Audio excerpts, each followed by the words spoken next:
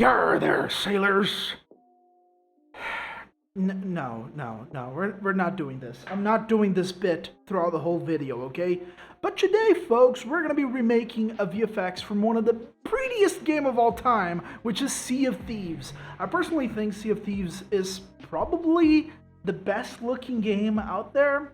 Like, yeah, sure, it doesn't have photorealistic graphics, but it's so picturesque. It really does look like a moving picture. And well, today we're going to be making the Cursed Cannonballs shader.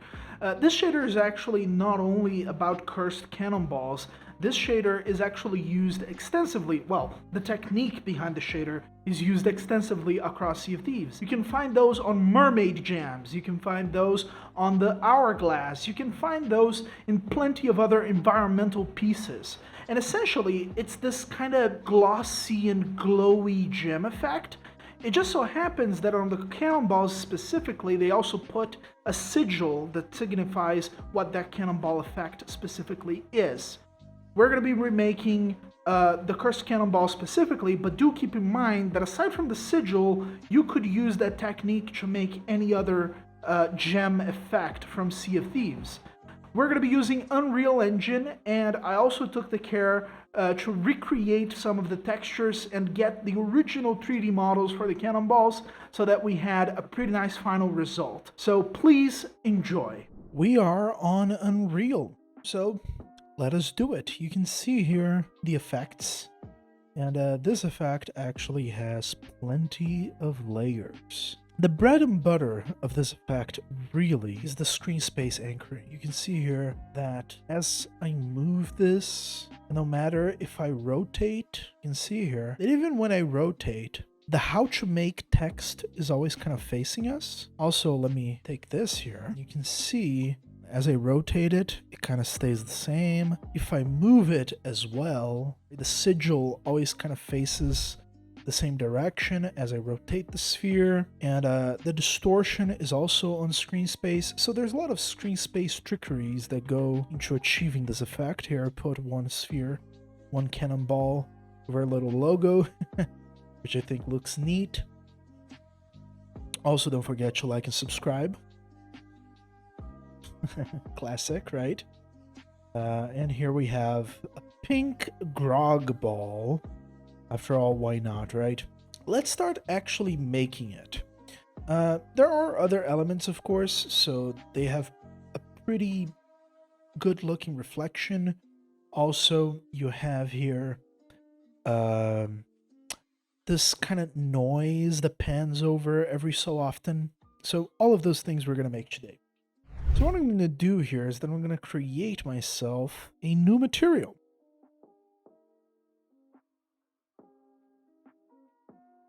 The thing is, for these to look as close to the game as possible, I went and I actually got the original 3D model for the cannonball. Now, of course, I'm not going to share those things with you because they're not mine. You know, Rare made those assets, so it would be wrong of me to give you them. But I will teach you how to make a very similar looking textures and stuff. As for the 3D cannonball model itself, that is just a matter of, you know, pretty looking sculpt, really. So that's more of a 3D artist job and not really our job. What I'm going to do here is that I'm going to create myself a new sphere. And what I'm going to do is that now that I have the sphere, I can apply the material here, for example, and you can see that it still looks pretty damn good, you know? So it's not about the textures in the model. Of course, they help to look even better, but the difference is not that huge. So for the purposes of this tutorial, on this material here, slap it in here. And what I'm going to do is that we're going to set up some base settings just so it looks more like a cannonball and just so it has the very glossy look that Sea of Thieves usually has. First thing we're going to do is that you're going to search on the Details tab for Reflections. And we're going to immediately enable this High Quality Reflections tick box. Let's just turn it on. So immediately this has higher quality reflections. So what we're going to do here is that we're going to make this cannonball slightly metallic. So what I'm going to do here is that I'm going to put a metallic value of 0.2. Very little metallicness, but just a tiny bit. gives a little bit of polished sheen. So roughness, we're also going to make, it is very polished of a cannonball. It reflects a lot. So I'm also going to put 0.2 here. So let's raise up the metallicness a little bit. Yeah, so we have here kind of a chrome looking sphere. Look at this.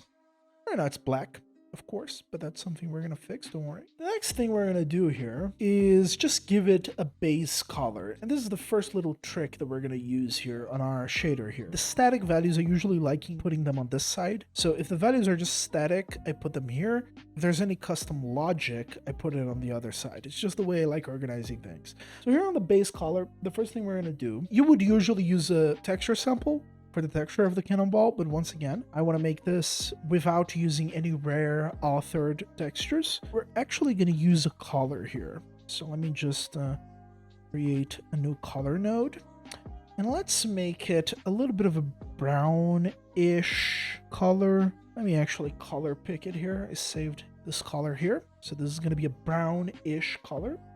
And what we're going to do is that we're going to take the reflection vector and we're going to do an actual texture sample and put this on the UV. We're essentially using whatever reflective part our model has and using that as UV for a texture. And the texture we're going to use here is actually an epic texture, which is one of their content examples, cube maps. So this is going to be a cube map here. So if you search for cube, we're going to have a couple of cube maps. So we have this daylight, we have daylight ambient cube map. Let's take this one actually. And this is going to be essentially a hyper reflection type of thing. And what we're going to do is that we actually want this reflection to not be that strong compared to everything else. We're going to put our base color, which is kind of the base of everything, on the B channel. And we're going to put this on the A channel. But instead of being an even 50-50 between them, we're going to put this at like 0.95, 0.96. In my case, I'm using 0.98. And we're going to put this here on the base color. Oh no, the relationships between float 3 and float 4 are undefined. Oh no, the misery. Why is this happening? That is my question. I believe this needs to be linear color. Is that what's going on? Nope. Okay, so this cube map is not working right. Let me get here the cube map that I actually used. Oh, it is a texture cube. Are you a texture cube? Yes, you are a texture cube. Do you need to be set to an RGB? Maybe we need to do a mask here as an RGB. I think that's what's going on. So let's go back to color. Now if I put this here, does it work? Yes, it does work. All right, so we found the issue. Okay, great.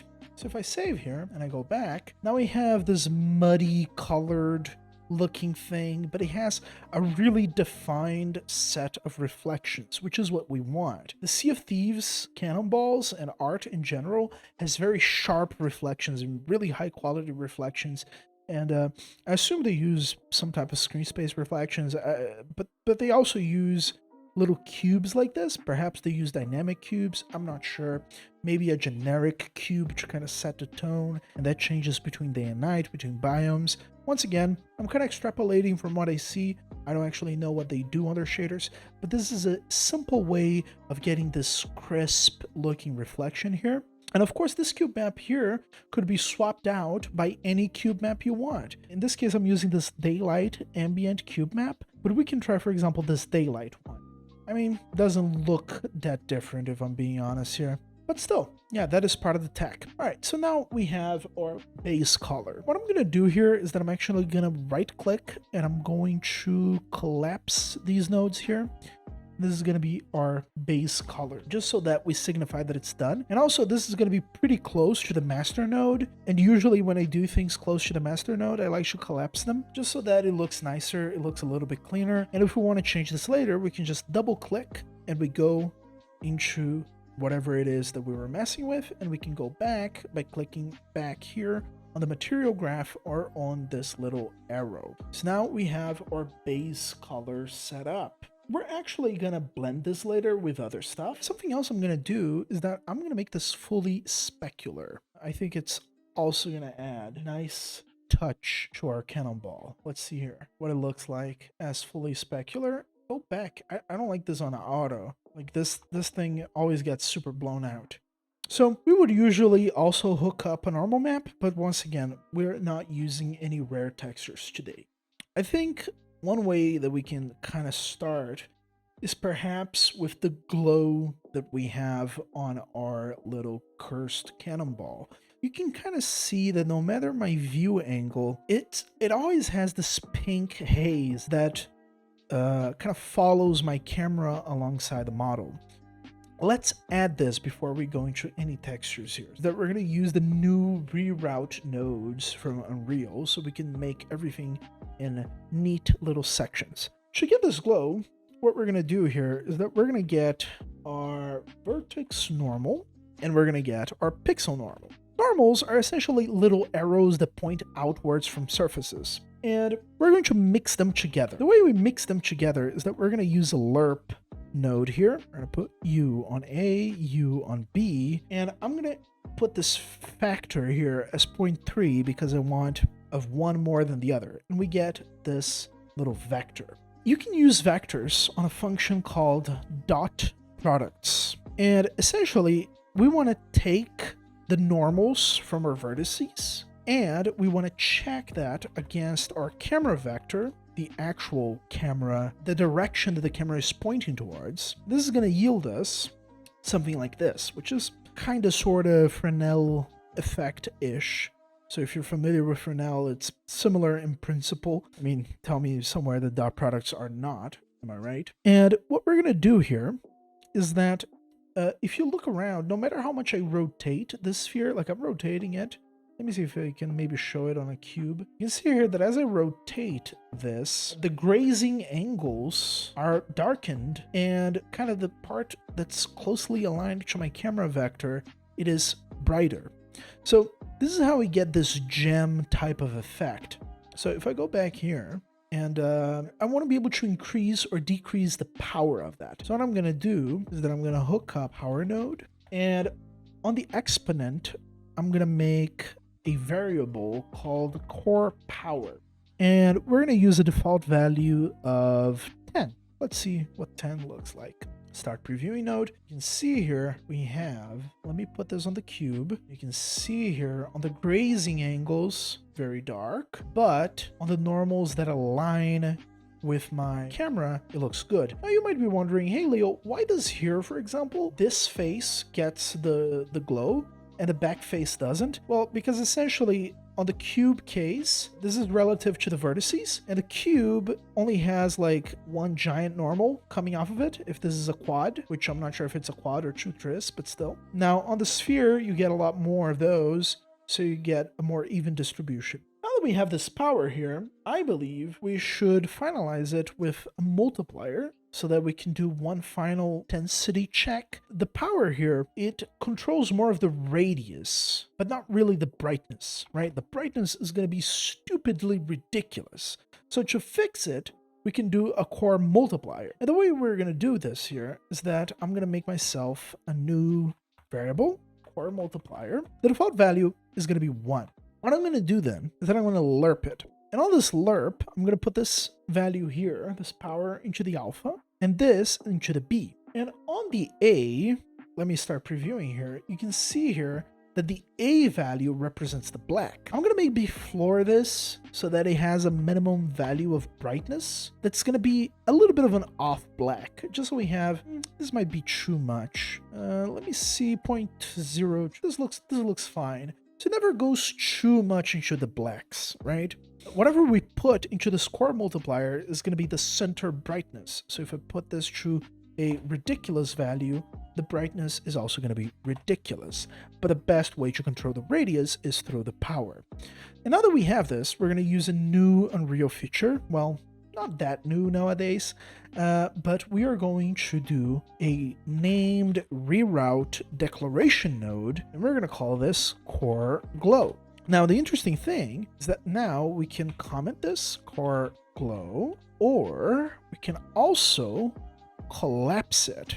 Whatever it is that you think looks neater, we have the collapse node. And now if I go back here, we have these collapse nodes. We can call them core glow, right? And if I go back here and I do core glow, oh, sorry, it doesn't work because essentially this needs to be an output, and then you're gonna have the core glow outside of there.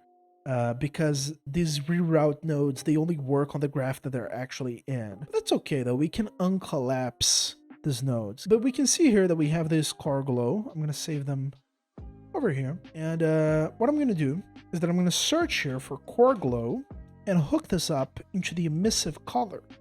So this is really neat because now I can just move these things away and keep my graph super clean and organized, and the core glow is going to be there. And if I save it, you can see here that now our sphere has a distinct, beautiful, gem-like glow. What we're going to do here, now that we have this core glow, is that we probably want to multiply it by some type of color. So what we can do here is that we can declare a new color. Let's turn it into a parameter. Let's call this curse color. After all, these are cursed cannonballs. The default value that I'm going to use is going to be the purple one.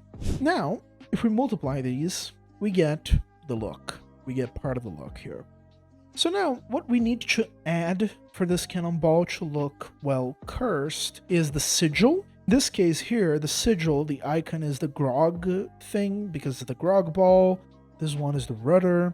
This one is the Piloto Studio logo. And we're going to need to have those. But before we do that, I think we should do these glows here, because you can see how if I keep my camera, there's this type of movement, kind of caustic wave movement going on. Let's do that first, because this is also used across Sea of Thieves on other things, not only the cursed cannonballs, but things like the hourglass. Some of the gems also use this effect, and I assume it's all the same shader. So let's create the gem noise. What we're going to do here is that we're going to create a texture object, and I'll tell you why in a second. And in this texture object, we're just going to use a random noise here. I'm going to use a noise from Epic, which is infected, this one. So this is from Epic Games itself. It's free. It's from the Paragon assets. So you can just download this for free from Epic. We're going to create 2 texture sample nodes, and we're going to hook up the same texture to both texture samples. And then we're going to convert into a parameter, into a variable. This is going to be gem noise. Also, we're going to create a group for the gem noise, which is going to be called gem noise. So all of our gem noise related shenanigans are going to have this group. Oh, somehow it didn't go through. Affected map linear. All right, cool, it worked. What we want to do here is that we want to have a lot of variation on our noise so it doesn't look samey. This means that we're going to blend these 2 texture samples together, but we're going to manipulate their UVs in different ways. To do this, what I'm going to do is that I'm going to create a UV coordinate, and I'm going to multiply this by a factor. Meanwhile, on the bottom texture, I'm going to do the same, but I'm going to multiply it by a different factor. So what I'm going to do here is that I'm going to create a color node, and I'm going to convert it into a parameter. And this is going to be called gem noise tiling. This is not really a color, because let's put it on the group gem noise. And what you can do here is that you can change the names of the channels. The texture coordinates, the actual UVs, is made of U and V. So we're going to make U1 and a V1. And the second one is going to be U2 and V2. So now we can take the U1 and append it. So we're going to blend those 2. Well, we're not blending them. We're actually just making them a vector 2. And we're going to multiply these here. And for the default value of these, I think we're going to do something like 2 and a minus 0.3, I don't know. We can mess with these values later. I'm just putting a default kind of stock value there. So we're going to copy over this append node, and we're going to do the same for U2 and V2. And we're going to multiply it here. So now we have custom UVs on both sides. Now, what we're going to do here, on the bottom one, we're not going to do this on the top one, is that I'm going to add a bump offset to it. So we're going to create a new multiply node, and we're going to multiply it over here. No, wait, sorry. We're going to make a bump offset node. So this node is going to add kind of a bulge towards this UV. So let's hook our UV coordinates into the coordinate. And the height here, I'm going to make a new float value of -1. And we're going to leave the height ratio input alone. So let's put this into the height. And now we're going to make ourselves a panner. And on this panner, we're going to hook the coordinate here. Time, we're going to leave alone. We're going to copy the panner over and hook the coordinates up. You see this gem noise tiling? We're going to make another one of those, but this time around, it's going to be a parameter called gem noise. The speed is X and Y, so we're going to do X1, Y1. So here we have our gem noise speed. I just changed the name here because I was recreating things, but you get the gist of it, right? X1, Y1, X2, Y2, and the default values that I put here is 0.1, 0.1, -0.3, and -0.2. We can take over our appends, and we can do the same thing we did before. X1, Y1, X2, Y2. We put these into the speed of our panners. We're ready to hook these up to the UVs, and you're going to see here that even though they are the same texture, you can see how the little preview window displays wildly different results. One is much faster, the other one is much slower, and one also repeats itself a lot. To add even extra more variety, I'm going to make one of them glow on the grazing edges, and to do this, I'm going to make a Fresnel node, and I'm going to put, let's start previewing here the Fresnel. So here is what a Fresnel looks like. So we want to put this at 1 and the base refraction at 0. You can kind of see what this looks like. Now, I want to kind of flip this because I want the bright parts to be on the center. So to flip this, I can do a 1-, which is essentially multiplying by a -1. And you can see here that the center shines brighter. And what we can do here is that we can take this value and multiply them. This texture, and if we start previewing here, kind of see what's going on. We can take our bottom texture. We're not going to do that to our bottom texture. We're just going to multiply both of them each other. And finally, I'm going to make another multiply because we also want to be able to control the overall brightness of these little textures here. I'm going to make myself a new scalar parameter here. We're going to call this gem noise multiplier or intensity. And here on the default value, we're going to slap that at 1. And on the group, it's going to be grouped on the gem noise. This is relevant later when we're doing variations of this. I think that's pretty much it. So now that we have these things done, let me save. We're going to call these gem noise. And thus, we can create a named reroute node called gem noise. Great. So let's blend these two together. Pretty much begging to be blended. So here we have our core glow. Let's create gem noise over here. They're pretty much the same color. I'm going to actually change the color of gem noise just so it's easy to tell them apart. So we have gem noise and core glow. We're going to make a lerp, and what we're going to do is that we're going to take the core glow and we're going to put this on the alpha, the gem noise on the B channel, and the A is going to be 0. You might be wondering, well, Leo, why don't you multiply or like maybe put this core glow on the A? I don't know, like, well, why are you doing this specifically like this? Because the core glow still has some weird values. They go way too bright and way too low, and we don't want those extreme peaks and extreme valleys should be reflected on our visuals. Gem noise has a more controlled brightness because the operations that we're doing here do not lend themselves to be extremely high or extremely low, and A is 0. So we're essentially clamping the core glow by these two values while also getting all of the sweet complexity from the textures of gem noise and masking them by the angles of core glow. So we're getting the best of both worlds by doing it in this setup.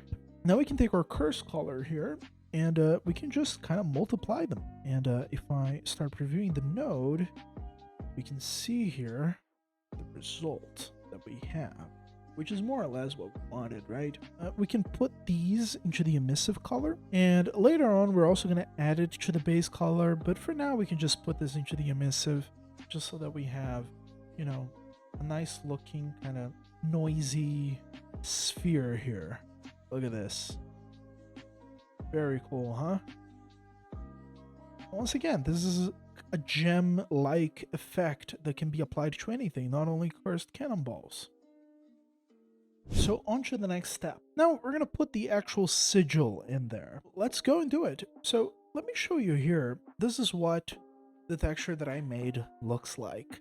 So let me disable the alpha channel. The regular channel of this texture is really just black and white and the Piloto Studio logo. You know, there's really nothing else to it. It's that simple. And the alpha channel is the only thing that has a little bit of a trickery, which is this kind of vortex type of texture that goes around. You can very easily reproduce this. You can just paint any type of noisy thing on there and use the twirl tool on Photoshop to make it spin. It's a very simple texture, and I don't think it's even worth it to go over how it's done. These ones here I actually got from the game itself. This is why I'm not going to show them, because I kind of don't want to, you know, show raw textures from the video game, right? Because they're not mine. But this Piloto Studio texture here, I made myself, so we can use it. So here we have the texture, right? And the bread and butter of this effect is actually that this is set to anchored screen space UVs, right?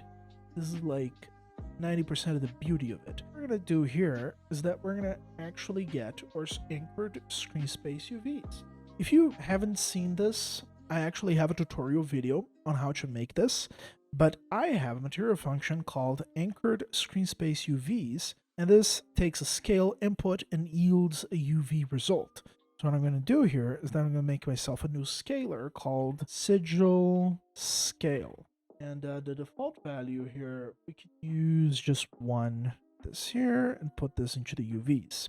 Now, if I start previewing this, you're going to notice that the UV is not really tied to the UV of the sphere anymore. And as I move it about, it has this weird quality to where it's always looking towards you. This is because this is a screen space UV. If you want to learn how to make this, I'll leave a tutorial link on the description, and it's also going to be showing up on the top of your screen. It's a very, very simple setup, but if you don't care about learning how it's done, if you just want to get on with the tutorial, that's fine as well. What I'm going to do is that I'm going to leave here on the screen the whole node setup so that you can copy it over. So the only thing that's important for you to kind of get right is this transform position.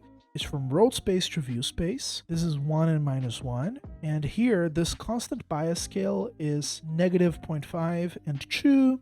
And this second one is 1 and 0.5. So those are the only things that are kind of hidden. Everything else you can see on plain sight and you can just copy over. But I highly, highly, highly recommend that you actually watch the tutorial video where I teach how this is made, because it goes over a lot of important concepts and concepts that will surely help you on your journey for technical art excellence. Let's go back here to the cannonball, shall we? So now that we have this thing kind of floating on screen space, there's something else I want to do, because there's actually a little bit of a distortion on the sigil, on the actual cannonball icon, right? On the actual curse icon for cursed cannonballs. We're actually going to make that distortion happen. So what I'm going to do here is that over here, I'm going to make a new reroute node for the distortion.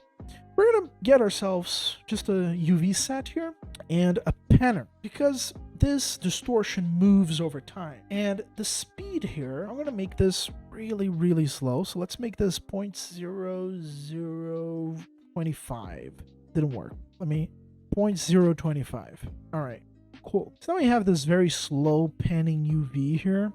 Well, these values are overblown. But if I get myself a texture sampler, and I'm just going to put a noise here. So I'm going to take, once again, an Epic Games noise called Tiling Smoke Clouds 01. Let's use this one. And I put here on my UVs, if I start previewing the node, you can kind of see how this is very, very slow. Once again, we kind of want to keep this on UV space, right? I also think this texture needs to be more frequent. So I'm going to multiply the texture coordinate here by 2. What I'm going to do is that I'm going to append vector, and I'm only interested on the red and green channel of this texture. Why is that? Because our UVs are only red and green. And now I'm going to add this to a reroute node called distortion. And now we can put here Cannonballs Sigil distortion. Over here, I want to blend the screen space UV and the distortion UV together. And to do this, I'm going to use, you guessed it, a lerp node. So let's create here a lerp. Let's put the anchored screen space UV on the A input. Let's get our distortion reroute node and put it on B. And the alpha is essentially the level of blending between them. So if I start previewing this node here, you can see that this looks absolutely ridiculous because the distortion is just too much. I want to make sure that this distortion is not that overwhelming. We're going to create a new scalar node. We're going to call this curse sigil distortion. And if I hook this up, you can see that at 0, it's no distortion at all. So let's just put 008. We can see here that we're getting just a tiny bit of distortion going on there. This might be too weak for my taste. I'm gonna raise it up a notch. Yeah, this is good. This is, of course, very strong distortion, but I quite like it. So I'm using 0.08.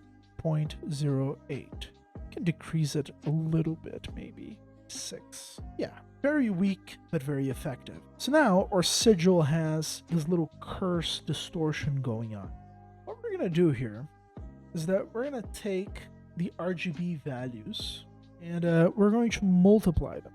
And essentially, we want to multiply this by our distortion itself. This might look confusing at first, but first let's remind ourselves that if I start previewing our distortion here, it is yellow. So if we multiply this, our sigil is going to turn yellow, so we don't want that. So what we're going to do is that first we're going to desaturate, and we're going to desaturate this by 1, meaning we're going to 100% desaturate this. So now this is grayscale, and we're going to multiply these two. And the reason why we're doing this is because now you can see that our sigil has a little bit of a breakup. It's not just a uniform color. It has parts where it's brighter than the others, and it's part of this ghostly, misty effect. What we want to do here is that we also want to blend this back to this original texture so that there's a floor, there's a limit to how dark it can be and how bright it can be.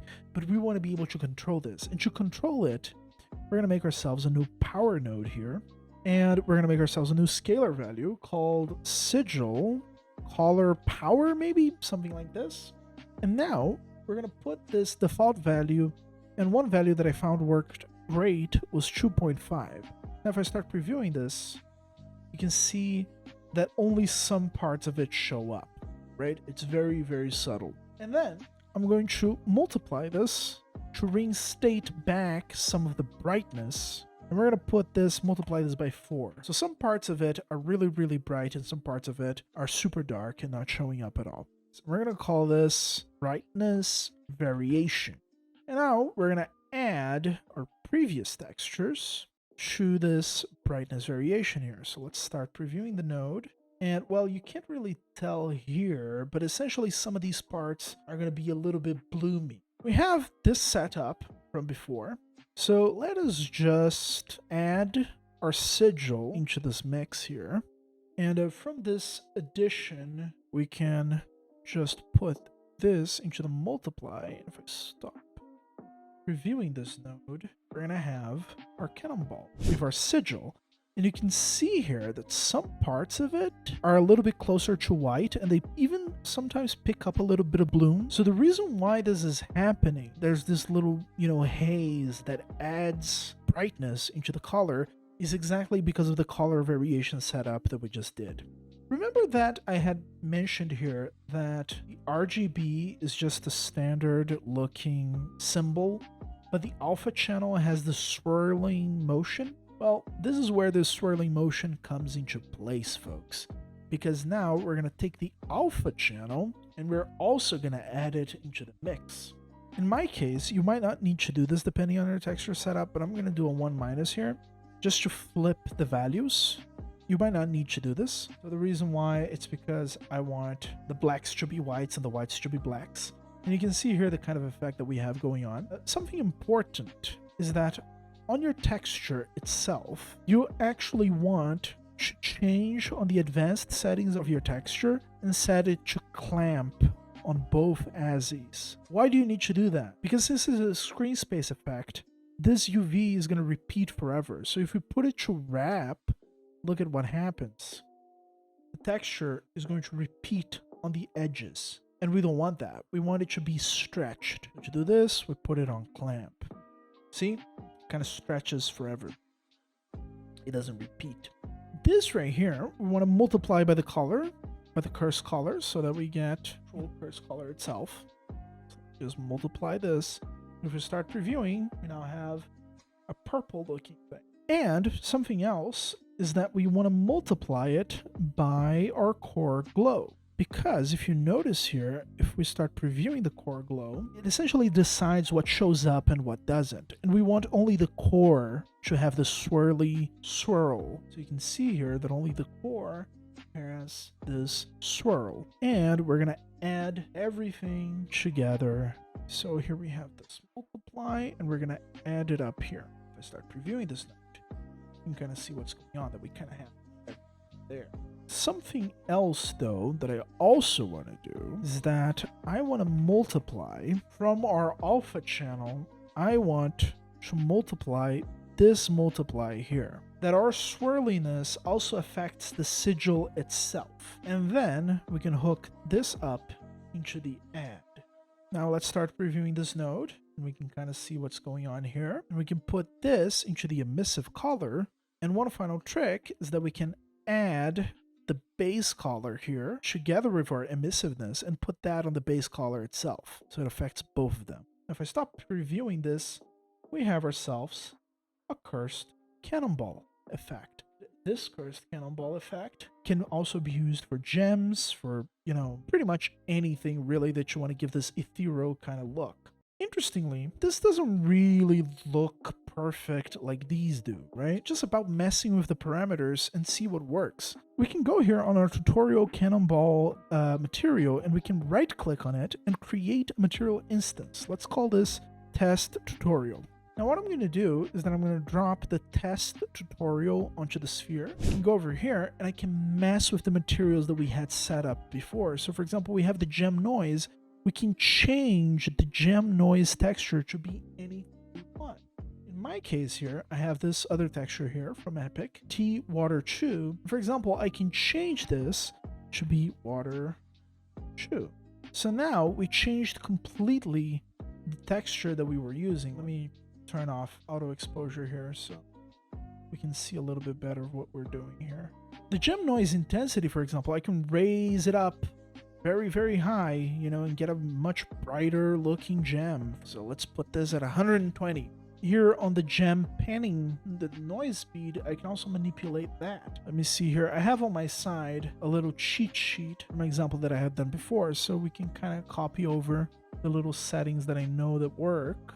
Let's play a little bit with these as well. So for example, the core multiplier, you can see that I can decrease or increase the values of the glow of the core by messing with those. Core power, so I can make the core really, really large, so pretty much the whole thing is affected, which looks a little bit stupid, but hey, you might have a usage for this type of effect, right?